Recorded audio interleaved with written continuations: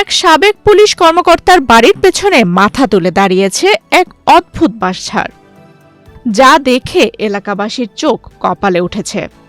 কেউ বলছেন এটি বাঁশ নয়, যেন সবুজ এক আকাশ ছোঁয়া টাওয়ার। কেউ বা আবার বলছে এটি ভুতুড়ে বাঁশ। কুড়িগ্রাম পৌরসভার গোড়াউন পাড়ার বাসিন্দা ও সাবেক পুলিশ কর্মকর্তা রেজাউল করিম রাঙা শখ করে পঞ্চগড়ের তেঁতুলিয়া থেকে দুটি বাঁশের চারা এনে রোপণ করেছিলেন। প্রথমে একটি চারা নষ্ট হয়ে গেলেও অন্যটি ধীরে ধীরে যেন নিজের ভাগ্য নিজেই লিখতে শুরু করে। আজ সেই একটিমাত্র চারাই রূপ নিয়েছে বিশাল এক বাঁশঝাড়ে, যা প্রায় শতাধিক দৈত্যাকার বাঁশ নিয়ে দাঁড়িয়ে আছে এক প্রাকৃতিক বিস্ময়ের মতো। বসুন্ধরা টিস্যু, অশুদ্ধতার বিরুদ্ধে এক বিন্দুও ছাড় নয়। 2000 সালে আমি পঞ্চগড়ে তেঁতুলিয়া থানার ওসি ছিলাম। তখনই আমি এই বাসটার সন্ধান পাই। এর মধ্যে 2002 সালে আমার বদলি হয়, আমি বোদা থানায় চলে আসি। বোদা থানায় আসার পর আমি তখন চিন্তা করলাম যে দেখি একটু চারা সংগ্রহ করা যায় কিনা। ওসি সাহেবকে টেলিফোন করলাম, উনি বললেন যে স্যার আপনি লোক পাঠিয়ে দেন, 500 টাকা করে নেয়, আমি দিয়ে দেবো না। পরে আমি 1000 টাকা সহ বোদার থেকে লোক পাঠিয়ে দিলাম ওখানে। দেওয়ার পর ওসি সাহেব একটা শিবেই পাঠিয়ে দিয়ে ওই লোকের কাছ থেকে দুটো চারা নিয়ে আমার জন্য পাঠিয়ে দিল বোদাতে। পরের দিন আমি বোদাতে একটা কামলা নিয়ে আমার বাড়িতে কুড়িগ্রামে দেশের বাড়িতে আমি পাঠিয়ে দিই। পাঠিয়ে দেওয়ার পর আমার মা এই বাঁশের চারা রোপণ করে এবং অনেক যত্ন করছে আমার মা, কিন্তু খুব একটা যে লাভবান হওয়া তা হয় নাই, বংশবৃদ্ধি হয়নি। একটা চারা নষ্ট হয়ে গেছে আর একটা চারার মধ্যে চিকন কিছু বাঁশ হয়েছিল। এরপর আমি 7 সালে রিটায়ার্ড করি। রিটায়ার্ড করার পর আমি যখন বাড়িতে আসার পর এই অবস্থা দেখি যে পিঁপ যখন করুল ছাড়ে তখন ওই করুলগুলো পিঁপড়ে খায় ফেলে দেয়। আস্তে আস্তে বৃদ্ধি পেল এবং বাঁশও বেশ মোটা হলো। এখন বর্তমানে 24 থেকে 26 ইঞ্চি পর্যন্ত একটা করে বাঁশের বের। উপরে অন্তত 50-60 ফিটের নিচে হবে না, উপরে বেশি হবে আরো। প্রতিটি বাঁশ আনুমানিক 50 থেকে 60 ফুটের কম নয় বলে জানান রেজাউল করিম রাঙা।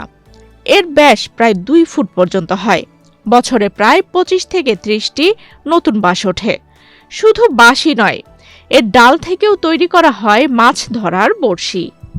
তবে আমি একটা জিনিস শুনছি, এটা সঠিক কিনা আমি জানি না, এর যে কঞ্চিগুলো খুব সোজা হয়।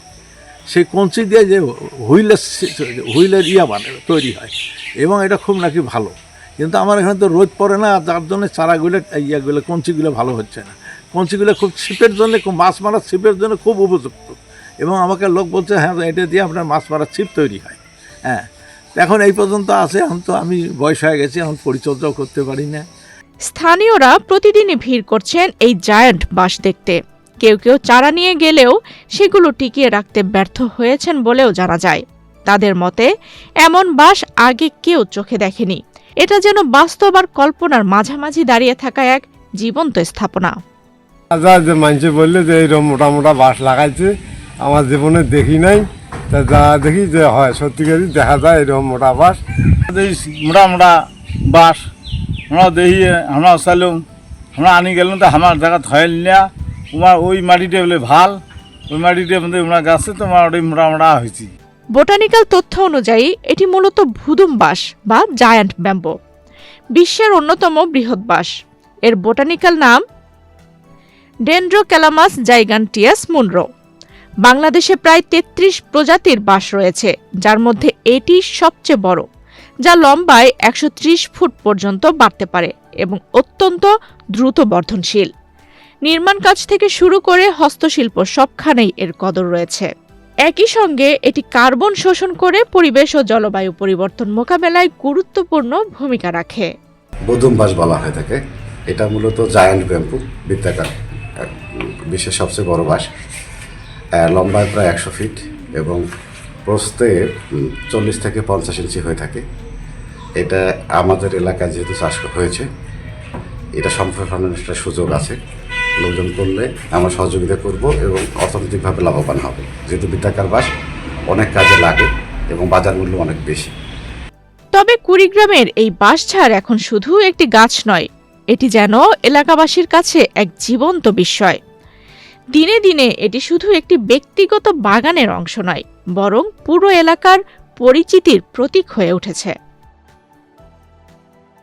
আফসানা রিপা, বাংলাদেশ প্রতিদিন।